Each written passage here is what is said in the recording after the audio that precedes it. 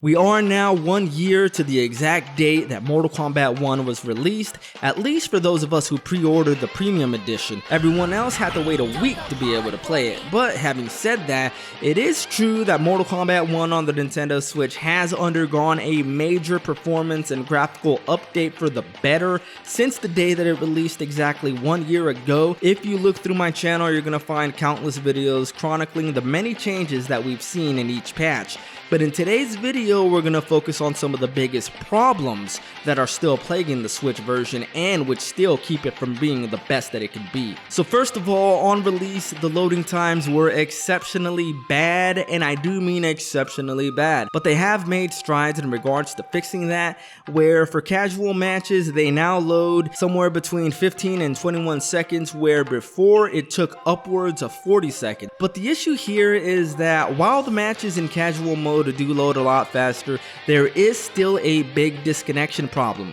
At least I think there is. What tends to happen is after you and your opponent are done picking your characters, cameos, and stages, and then after you confirm the match, a few seconds later while it's loading, the match will disconnect. A few patches ago, this happened to every other match, and I don't say that as a joke, it's not an understatement. It literally was every other match and sometimes multiple matches in a row. I once had it happen to me 10 times in a row. In fact, probably more than once. But it has since been reduced by a lot. I should say though that that's just my experience.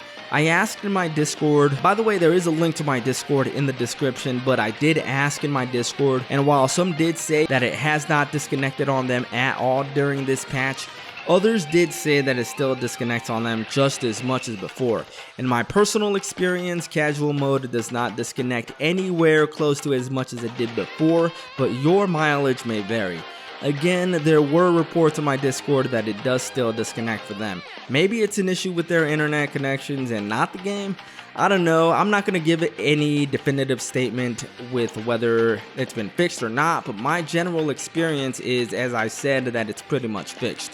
But others have reported differently, although I will still give you the same advice that I would before. If you're playing a casual match, try to take the time to let the characters, the cameos, and the stages load in the menu before you confirm the match. I do think it's worth it to mention too that there was a note made in the last update's patch notes where NRS did say that they fixed a crashing issue that would occur if you confirmed a match too quickly without letting your characters load, so there is that. On to the next big issue with Mortal Kombat 1 on the Nintendo Switch. 1 year later and there is still no cross progression on the Nintendo Switch version. Look, with crossplay, I totally understand why the Switch is not going to get that. It will not happen, never. The Switch is too slow to keep up with the other versions of the game, so crossplay is simply not possible unless they release a super performance patch for the Nintendo Switch successor, which all reports indicate that it is going to have backwards compatibility. So I understand crossplay, but no cross progression? That I'm never going to understand. I asked them a few days ago directly on their Twitter, and the answer that I got was, and I quote, "We currently do not have any news as to when cross progression will be available for Nintendo Switch." Okay, so it's not that cross progression will not be added in the future or that there are no plans, but simply that they don't have any news currently. Well, that does suck, and here's the thing. The Witcher 3 Wild Hunt Complete Edition on the Nintendo Switch has cross progression, so when I see that Mortal Kombat 1 does not, when it's really just save data that we're talking about, it doesn't make any sense to me. I think this is one of those things that really needs to get added in because for a lot of people, the Switch version is the one that we started with and it's the one that we've got all of our innovations data on and everything. And I can tell you one thing, if I go from the Switch to the Xbox Series S, like I'm planning to do when Dragon Ball Z Sparking Zero comes out, I'm not going to be doing all that invasions and all that grinding crap again. I'm not going to do it. It's not worth it because it ain't fun and that mode still sucks.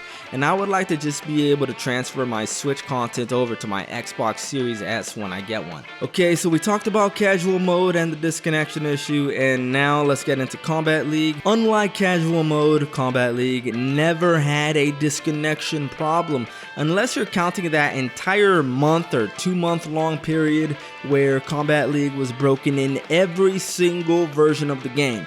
But that aside, Kombat League on the Switch does not have a disconnection problem now at all, not even a little bit. However, it does still have really long loading times. The loading times for Kombat League matches now are just as long as they were for casual mode on day one, meaning that each match takes about 40 seconds to load. Again, like I mentioned before, I believe the reason for that is that NetherRealm Studios took out the dialogue intros from casual mode, but they're still present in Kombat League. But what's funny about this whole thing with regards to the loading times is that even though casual mode loads so much faster than Kombat League, most players will be in Kombat League. Casual mode has been pretty much dead for a while, but if you switch to Kombat League, you typically are going to be able to find a match pretty quickly. But the loading times again are foobar. Now let's get into something that maybe it's just me that this annoys, but personally, I think if you block somebody, they should not show up in the matchmaking anymore. Here's the thing, I keep running into a couple of players that never accept any matches. Maybe they'll accept one match in a week, if that, but usually they never do. And you know, that's fine. If someone doesn't want to play with me, that's fine. But the Switch is in a unique position here, unlike the other versions of the game, where there aren't really that many people who play on the Switch, at least compared to the other versions. So what ends up happening is, if you have the unfortunate luck of getting matched up with one of these sorts of individuals, they will decline you, and then what's going to happen after that is that you're going to keep getting matched up with that exact same person over and over and over. You can get matched up with the same dude 20 times in a row, even if he declines you every single time. You know, eventually it got to the point where I decided that I was just gonna block the person. So I looked for them in the leaderboards. I found them, I got their profile, and I blocked them. Good, right? Now I don't have to deal with that problem anymore, right? Nope, totally wrong. For some reason, Mortal Kombat 1 ignores the block function and still keeps matching you up with people that you blocked. So far, I think I have 2 people blocked, and they're the only people that I've ever blocked on the Nintendo Switch, and it was because of this one issue, and they still keep coming up, and it's really annoying. Please fix this crap, NRS, it's annoying as hell. I'd rather the game kick me out of the matchmaking due to there being no players, instead of being constantly paired up with someone that I know is just gonna decline. In the years since the game released on the Nintendo Switch, the reoccurring bug that led to textures not loading, which is how we got some of those really bad screenshots of Reiko and a reptile, that was fixed. Also, some of the stages have undergone some major visual changes, like the Wuxi Academy, the Ying Fortress, the Hanging Garden stage, and others, but there are still some stages like the Hourglass and the Forest that still look pretty rough in some areas. I do have a stage comparison video if you want to get into more detail on that, and I do understand that, you know, with this being a Nintendo Switch, there's only so much that you can expect with regards to the visual quality of a PlayStation 5 game that's downgraded into a system that is essentially 2 generations behind. So for the people still complaining about the graphics, I just want to say to you that it's not going to be getting much better than this. So if the graphics of this game somehow hurt you, then you might want to avoid getting this game on the Switch. Look, I'm somebody that grew up on the SNES and the Nintendo 64, so these graphics don't bother me one bit. But from all the comments my videos keep getting about the graphics, just know that it could be a lot worse. The actual problem is something else, and that's going to move us into the final point, which is going to be performance. Mortal Kombat 1 on the Switch targets 60 frames per second, and it manages to stay around that level, dropping a bit anytime a cameo is called, and cutting to 30 frames anytime 2 cameos are on screen at once. In earlier versions of the game, even just having 1 cameo present would cause the game to cut to 30 frames per second, so it has already seen a big improvement in that. But when we're talking about a fighting game, you really don't want any slowdowns at all, not even once. The really great thing about Street Fighter 4 on the 3DS, or Mortal Kombat 9 and Street Fighter X Tekken on the PlayStation Vita, is that while those games did not look like their home console counterparts, they performed just as well. For all the improvements Mortal Kombat 1 has seen on the Switch, I still cannot say that it's on the same level performance-wise. Even some drawbacks are okay and can be lived with, but at no point in a fighting game should have dropped to 30 frames outside of cutscenes like the fatal blows or fatalities. So I don't know what they gotta do to get this thing performing better.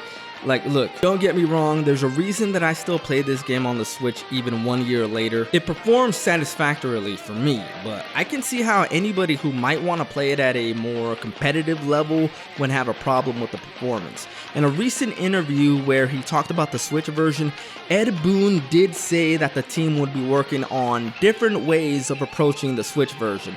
So it's good to know that they haven't at least forgotten about it yet, you know? And who knows, maybe we'll see these new approaches on the 24th of this month, 10 days from now when the Chaos Reigns update drops. But again, make sure you guys got enough space on your SD cards for this update because it is gonna be a big one. It's gonna come with a lot of stuff. And with that, that is gonna be it for today's video. I am gonna keep bringing you more combo videos, online matches, and video game news. I'm Switch Played. Done.